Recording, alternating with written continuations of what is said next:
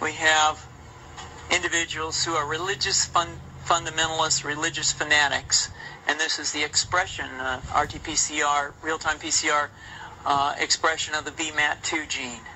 Over here, we have individuals.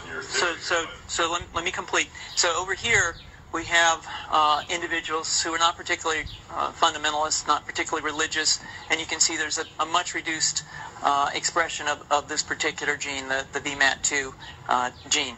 Another evidence that supports our hypothesis for the development of this approach. What you see here is by spreading this virus, we're going to eliminate individuals from donning on a bomb vest and going into a market and blowing up the market. So our hypothesis is that these are fanatical people, that they have overexpression of the VMAT2 gene, and that by vaccinating them against this, we'll eliminate this behavior.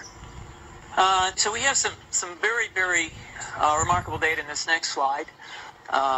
Here we have two brain scans. These are fMRIs. These are two different individuals with different levels of expression of VMAT2. On top is an individual who's a religious fanatic, an individual, and we've repeated this numerous times, that has high levels of VMAT2.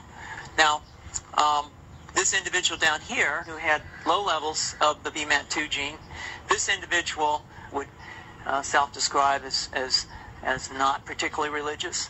In each case, these individuals were read a religious text. This individual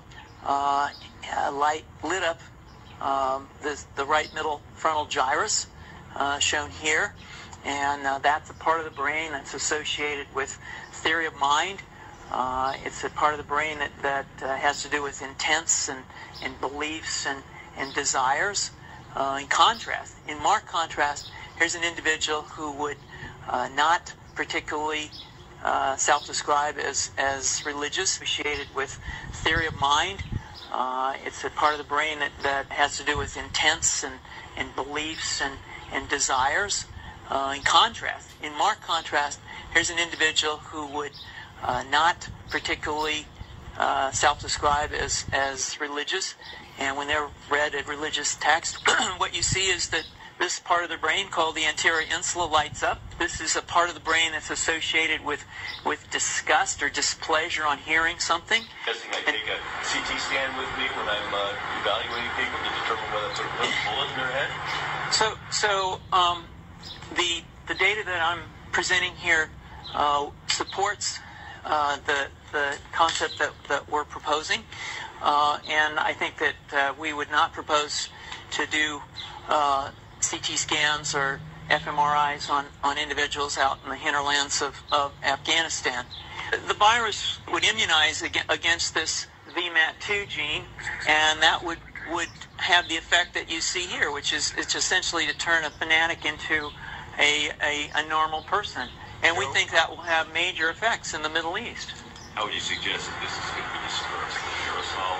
Well, so the present plan and the tests that we've done so far have used respiratory viruses, such as flu or rhinoviruses, and we believe that that's a satisfactory way to get the exposure of the largest part of the population. Most of us, of course, have been exposed to both of those viruses, and we're quite confident that this will be a very successful approach. This is fascinating. What's the name of this proposal?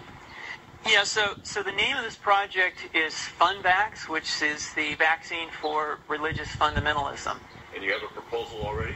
The proposal has just been submitted, and I think that the data that I have shown you today would support the development of this project, and we think it has great promise.